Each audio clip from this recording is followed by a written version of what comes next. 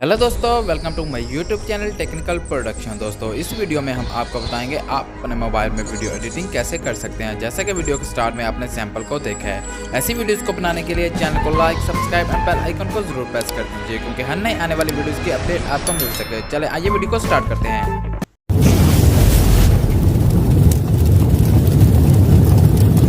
दोस्तों, सबसे पहले आपने अपना काइनमास्टर एप्लीकेशन को ऑन कर लेना और इस प्लस के निशान पर आपने क्लिक करना है। प्लस के निशान पर क्लिक करने के बाद यहाँ से आप जिस स्क्रीन साइज़ रेशो में अपने वीडियोज़ को बनाना चाहते हैं वो आपने यहाँ से सिलेक्ट कर लेना है।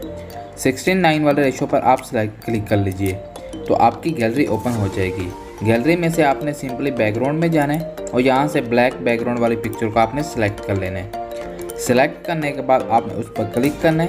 क्लिक करने के बाद आपने उसको जितना स्टेटस वीडियोस बनानी है उतना इसको बढ़ा देना है।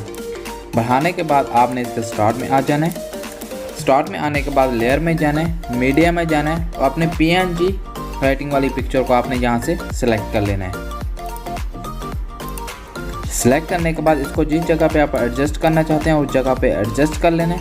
एडजस्ट करने के बाद आपने इसकी टाइमलाइन को भी जितना आप बनाना चाहते हैं उतनी सेट कर लेना है। सेट करने के बाद आपने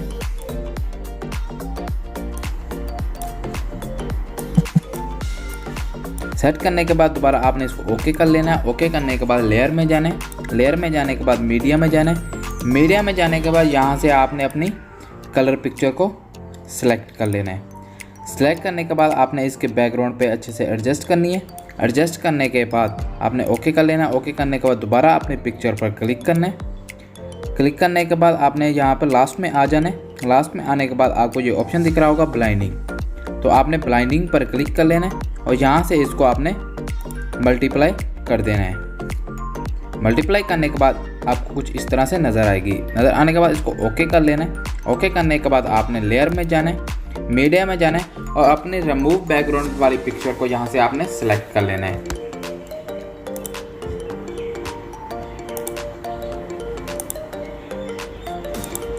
सेलेक्ट करने के बाद आपने उसको थोड़ा बड़ा कर लेना है और इस कॉर्नर पे अच्छे से सेट कर देना है।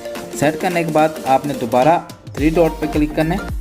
3 डॉट पे क्लिक करने के बाद इसको आपने यहाँ से डुप्लीकेट कर लेना है। डुप्लीकेट करने के बाद अपनी डुप्लीकेट पिक्चर को आपने इस साइड पे सेट कर लेना है। सेट करने के बाद आपने जाना है इन एनिमेशन में।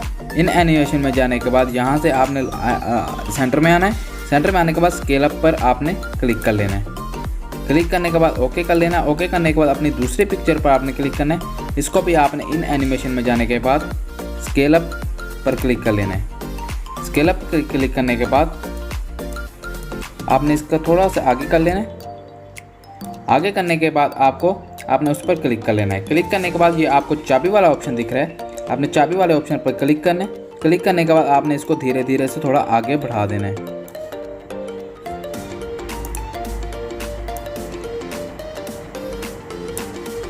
इस तरह से आपने अपनी पिक्चर को आगे बढ़ा देना है। इस तरह से आपने दूसरी पिक्चर को भी सेट कर लेना है।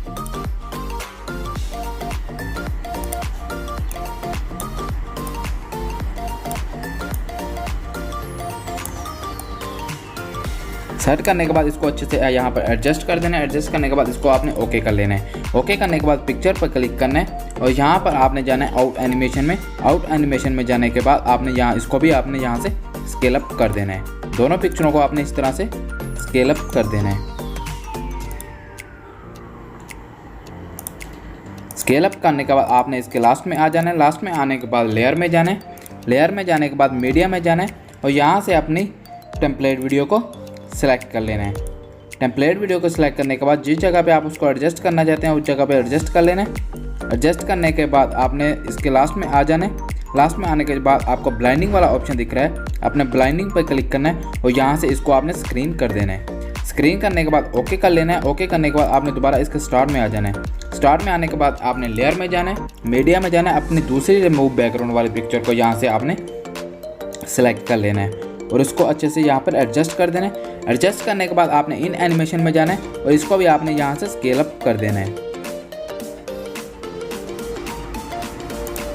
स्केल अप करने के बाद इसको यहाँ से आपने 0.5 पर कर देना है। करने के बाद ओके कर लेना है। ओके करने के बाद आपने इसके स्टार्ट में आ जाना है। स्टार्ट में आने के बाद आपने लेयर पे क्लिक करना है, मीडिया पे क्लिक करना है और अपनी यहाँ से टेम्पलेट वीडियो को सिलेक्ट कर लेना है। सिलेक्ट करने के बाद ओके कर लेना है। ओके करने के बाद इसको आपने सीजर वाले ऑप्शन से फुल स्क्रीन कर देना है। फुल स्क्रीन करने के बाद आपने स्प्लिट स्क्रीन पर क्लिक करना है और इसका भी लास्ट में आ जाना है। लास्ट में आने के बाद आपको ब्लाइंडिंग में जाना है। ब्लाइंडिंग में जाने के बाद स्क्रीन कर देना है। स्क्रीन करने के बाद ओके कर लेना है। ओके करने के बाद आपकी वीडियो कुछ इस तरह से बन जाएगी।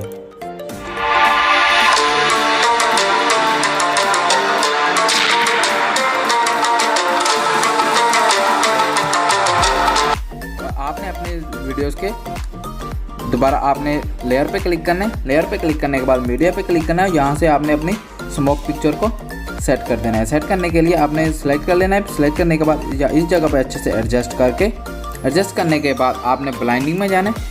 ब्लाइंडिंग में जाने के बाद इसको भी यहाँ से स्क्रीन कर देना है। स्क्रीन करने के बाद इसकी टाइमलाइन को भी आपने बढ़ा देना है। टाइमलाइन को बढ़ाने के बाद अपने वीडियोस के एक्स्ट्रा पार्ट कट करने के लिए आपने उस पर क्लिक करना है। क्लिक करने के बाद ये आपको सीजर वाला ऑप्शन दिख रहा है, आपने इस पर क्लिक कर लेना और यहाँ से आपने ट्रिम टू राइट और प्ले हेड पर क्लिक कर देना है। इस तरह से आपने अपने वीडियोस के सारे एक्स्ट्रा पार्ट को कट कर लेना है।